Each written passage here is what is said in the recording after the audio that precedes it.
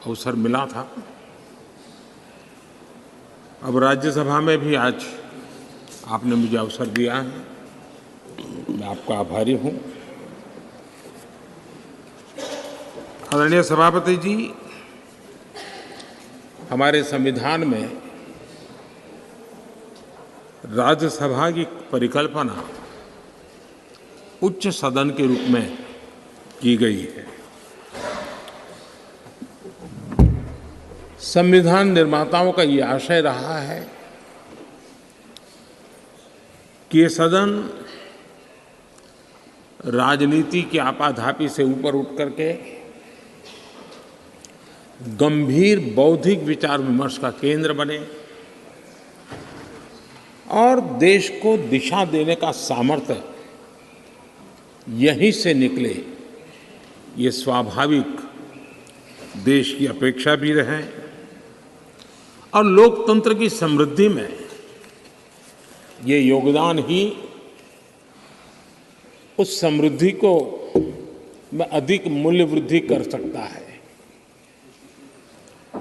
आदरणीय सभापति जी, इस सदन में अनेक महापुरुष रहे हैं। मैं सबका उल्लेख तो न कर पाऊं, लेकिन लाल बहादुर शास्त्री जी हो, गोविंद वल्लभ पंत साहब हो, लाल कृष्ण आडवाणी जी हो, प्रणब मुखर्जी साहब हो, अरुण जेटली जी हो, ऐसे अनगिनत विद्वान श्रेष्ठीजन और सार्वजनिक जीवन में वर्षों तक तपस्या किए हुए लोग इस सदन को सुशोभित किया है, देश का मार्गदर्शन किया है। ऐसे कितने ही सदस्य जिन्होंने एक प्रकार से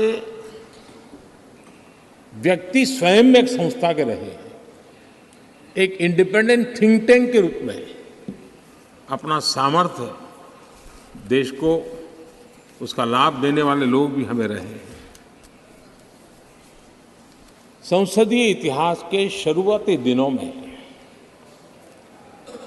डॉक्टर सर्वपल्ली राधाकृष्णन जी ने राज्यसभा के महत्व पर कहा था कि parliament is not only A legislative but A deliberative body.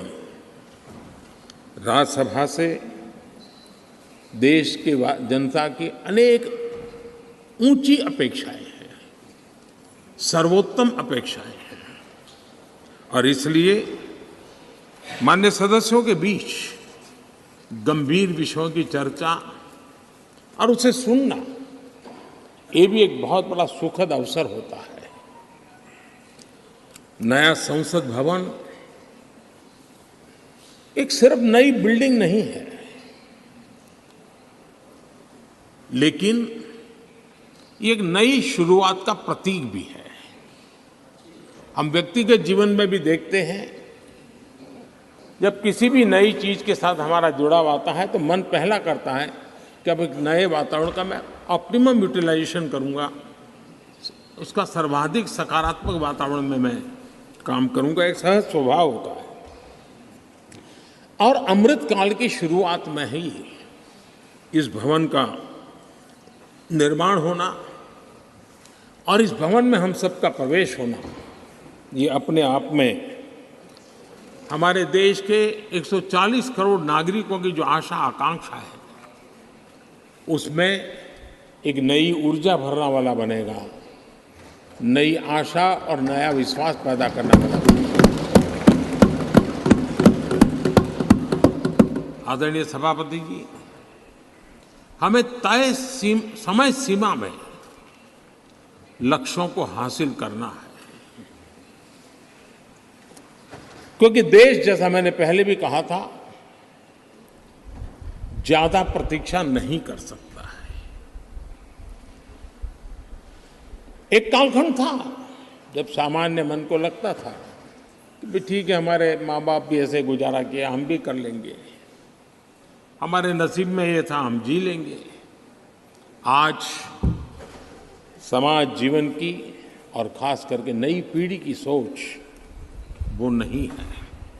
और इसलिए हमें भी नई सोच के साथ, नई शैली के साथ सामान्य मानवीय की आशा आकांक्षाओं की पूर्ति के लिए हमारे कार्य का व्याप भी बढ़ाना पड़ेगा।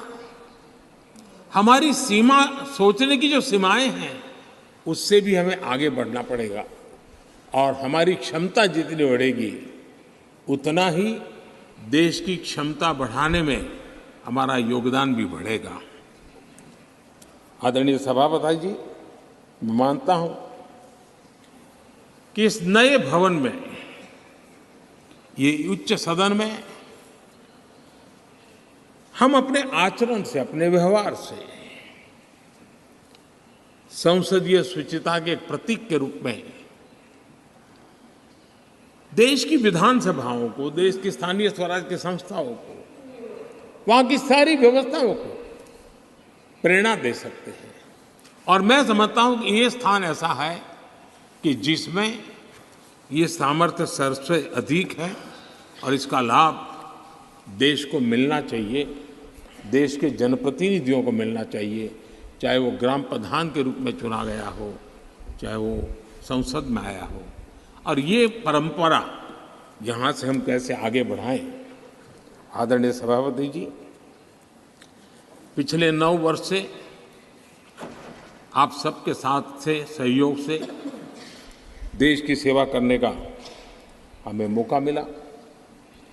कई बड़े निर्णय करने के अवसर आए और बड़े महत्वपूर्ण निर्णयों पर फैसले भी हुए। और कई तो फैसले ऐसे थे जो दशकों से लटके हुए थे, उन फैसलों को भी, और ऐसी बातें थी जिसको बहुत कठिन माना जाता था, मुश्किल माना जाता था, और राजनीतिक दृष्टि से तो उसको स्पर्श करना भी बहुत ही गलत माना जाता था। लेकिन सबके बावजूद भी हमने उस दिशा में कुछ हिम्मत दिखाई। राज्यसभा में हमारे पास उतनी संख्या नहीं थी, लेकिन हमें एक विश्वास था कि राज्यसभा दलगत सोच से ऊपर उठ करके देश हित में जरूर अपने फैसले लेगी।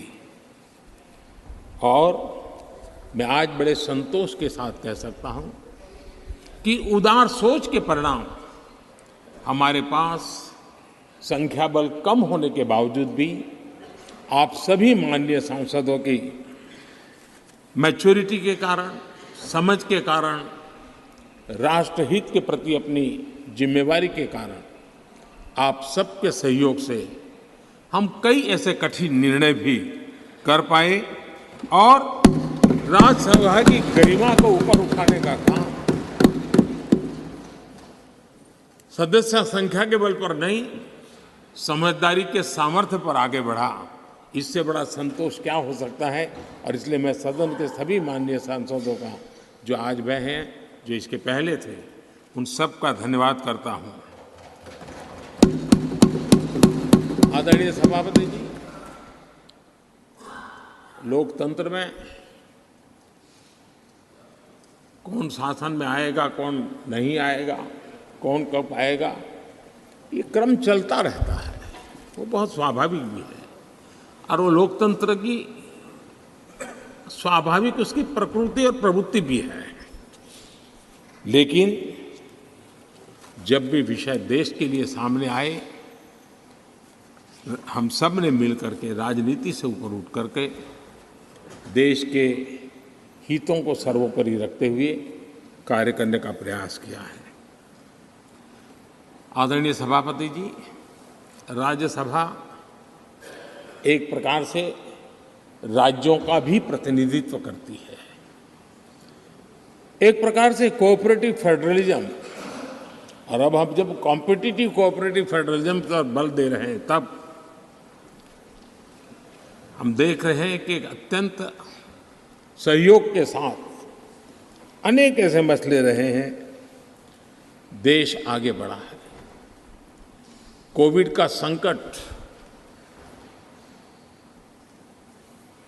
बहुत बड़ा था, दुनिया ने भी परेशानी झेली, हम लोगों ने भी झेली है। लेकिन हमारे फेडरलिज्म की ताकत थी कि केंद्र और राज्यों ने मिलकर के जिससे जो बन पड़ता है बन कर करके देश की बहुत बड़े संकट से मुक्ति दिलाने का प्रयास किया। और ये हमारे कोऑपरेटिव फेडरलिज्म की ताकत को बल देता है, हमारे फेडरल स्ट्रक्चर को की एक ताकत, उसने अनेक संकटों का सामना किया है। और हमने सिर्फ संकटों के समय नहीं, उत्सव के समय भी दुनिया के सामने भारत की उस ताकत को पेश किया है जिससे दुनिया प्रभावित हुई है। भारत की विविधता, भारत के इतने राजनीतिक दल, भारत में इतने मीडिया हाउसेस, भारत के इतना रहन सहन, बोलियां, ये सारी चीजें G20 समिट में, राज्यों में जो समिट हुई, क्योंकि दिल्ली में तो बहुत देर से आए, लेकिन उसके पहले देश के 60 जितने शहरों में 220 से ज़्यादा समिट होना, और हर राज्य ने बढ़ चढ़ कर के बड़े उत्साह के साथ विश्व को प्रभावित करें, इस प्रकार से मेहमान नवाजी भी की। और जो डेलिब्रेशंस हुए उसने तो दुनिया को दिशा देने का सामर्थ्य दिखाया है। और ये हमारे फेडरलिज्म की ताकत है। और उसी फेडरलिज्म के कारण और उसी कोऑपरेटिव फेडरलिज्म के कारण आज हम यहाँ प्रगति कर रहे हैं। आदरणीय सभापति जी, इस नए सदन में भी, नई हमारी इस पार्लियामेंट बिल्डिंग में भी उस फेडरलिज्म का एक अंश जरूर नजर आता है। क्योंकि जब बनता था तब राज्यों से प्रार्थना की गई थी कि कई बातें ऐसी हैं जिसमें हमें राज्यों की कोई न कोई याद यहाँ चाहिए, लगना चाहिए कि ये भारत के सभी राज्यों का प्रतिनिधित्व यहाँ है। और यहाँ कई प्रकार की ऐसी कलाकृतियाँ, कई चित्र जो पूरे हमारी दीवारों की शोभा बढ़ा रहे हैं, वो राज्यों ने पसंद करके अपने यहाँ राज्य की श्रेष्ठ चीज़ भेजी है। यानी एक प्रकार से यहाँ के वातावरण में भी राज्य भी है, राज्यों का की विविधता भी है और फेडरलिज्म की सुगंध भी है।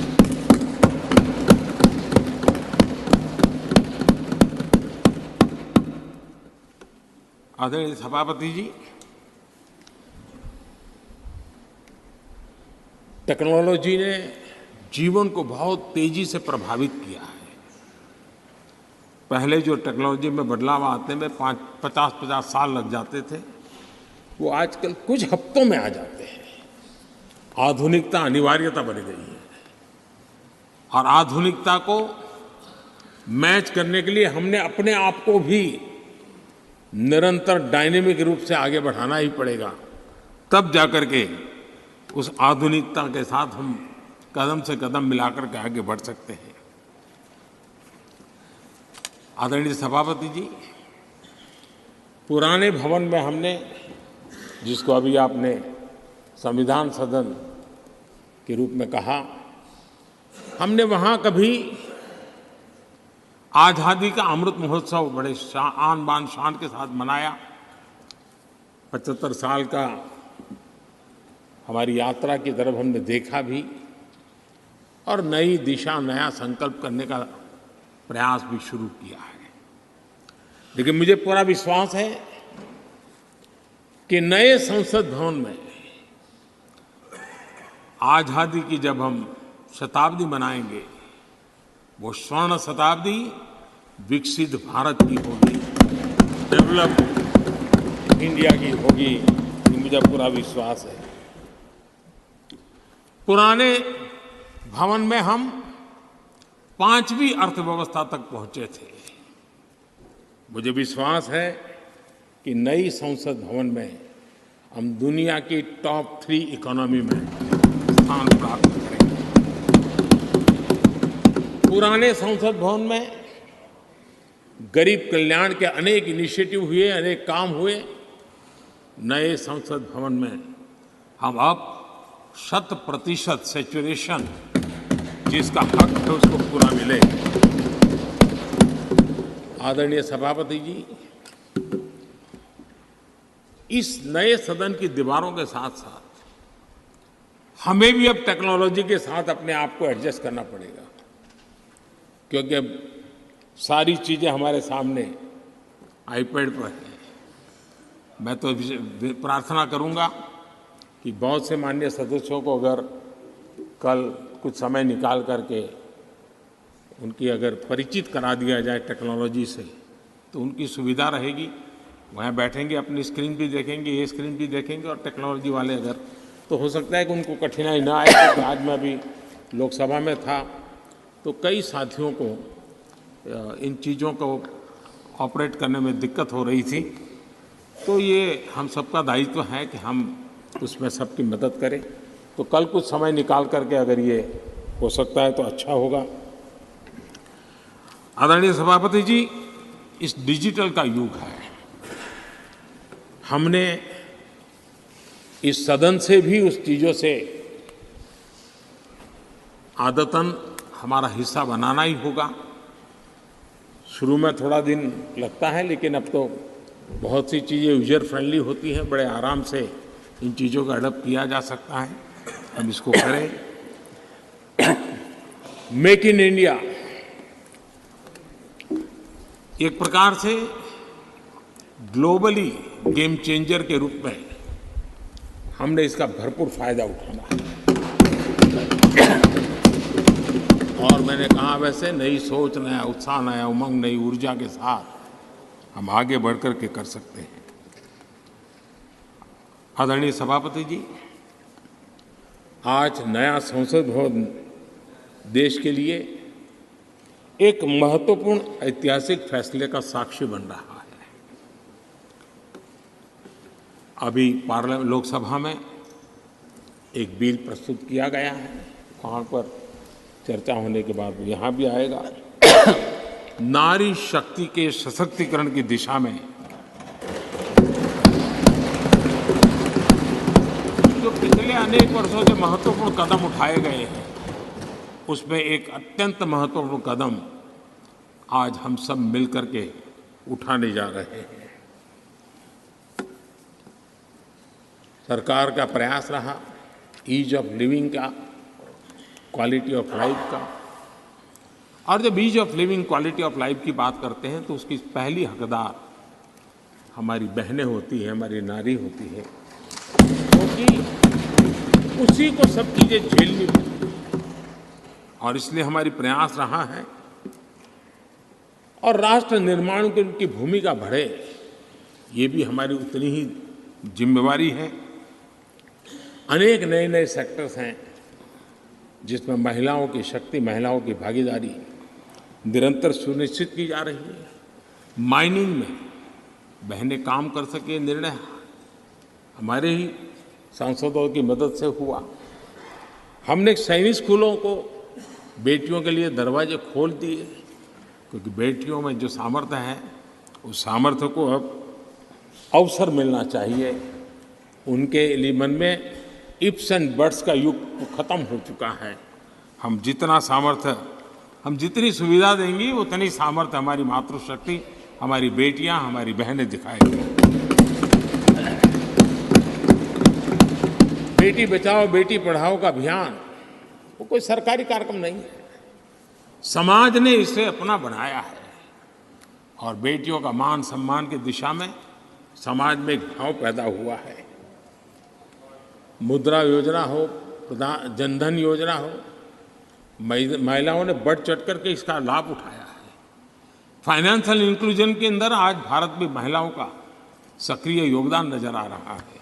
ये अपने आप में मैं समझता हूँ उनके परिवार के जीवन में भी उनके सामर्थ्य को प्रकट करता है, जो सामर्थ्य अब राष्ट्र जीवन में भी प्रकट होने का वक्त आ चुका है। हमारी कोशिश रही है कि हमारे माताओं बहनों के स्वास्थ्य को ध्यान में रखते हुए उज्ज्वला योजना, हमें मालूम है गैस सिलेंडर के लिए पहले एमपी के घर के चक्कर काटने पड़ते थे, गरीब परिवारों तक उसको पहुंचाना, मैं जानता हूँ बहुत बड़ा आर्थिक बोझ है, लेकिन महिलाओं के जीवन को ध्यान में रखते हुए उस काम को किया। महिलाओं के सम्मान के लिए ट्रिपल तलाक लंबे अरसे से राजनीतिक दृष्टि से राजनीतिक लाभालाभ का शिकार हो चुका था। इतना बड़ा मानवीय निर्णय, लेकिन हम सभी माननीय सांसदों की मदद से उसको कर पाया। नारी सुरक्षा के लिए कड़े कानून बनाने का काम भी हम सब कर पाए हैं। विमेन लेड डेवलपमेंट G20 की सबसे बड़ी चर्चा का विषय रहा और दुनिया के कई देश हैं जिनके लिए विमेन लेड डेवलपमेंट विषय थोड़ा सा नया सा अनुभव होता था और जब उनकी चर्चा में सुर आते थे कुछ अलग सी सुर सुनने को मिलते थे। लेकिन G20 के डिक्लेरेशन में सबने मिलकर के विमेन लेड डेवलपमेंट के विषय को अब भारत से दुनिया की तरफ पहुंचा है, ये हम सब के लिए गर्व है। आदरणीय सभापति जी, इसी बैकग्राउंड में लंबे अरसे से विधानसभा और लोकसभा में सीधे चुनाव में बहनों की भागीदारी सुनिश्चित करने का विषय है और ये बहुत समय से आरक्षण की चर्चा चली थी। हर किसी ने कुछ न कुछ प्रयास किया है, लेकिन और ये 1996 से इसकी शुरुआत हुई है और अटल जी के समय तो कई बार बिल लाए गए, लेकिन नंबर कम पड़ते थे, कुछ उग्र विरोध का भी वातावरण रहता था। एक महत्वपूर्ण काम करने में काफ़ी असुविधा होती थी। लेकिन जब नए सदन में आए हैं, नया होने का एक उमंग भी होता है, तो मुझे विश्वास है कि ये जो लंबे अरसे से चर्चा में रहा विषय है, अब इसको हमने कानून बना करके हमारे देश की विकास यात्रा में नारी शक्ति की भागीदारी सुनिश्चित करने का समय है।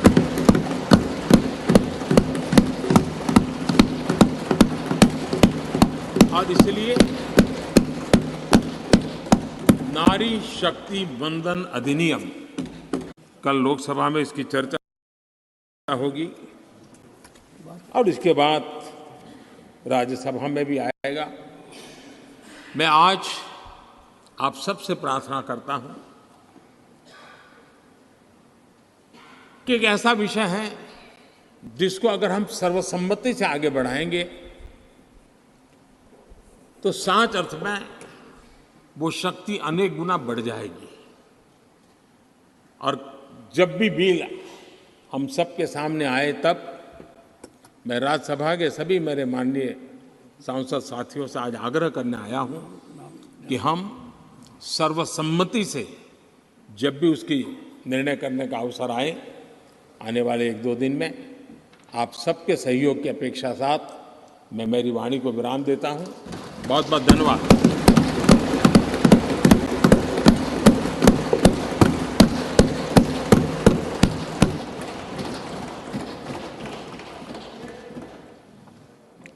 माननीय सदस्यों, अब मैं माननीय विपक्ष के नेता श्री मल्लिकार्जुन खड़गे जी को सदन को संबोधित करने के लिए आमंत्रित करता हूं।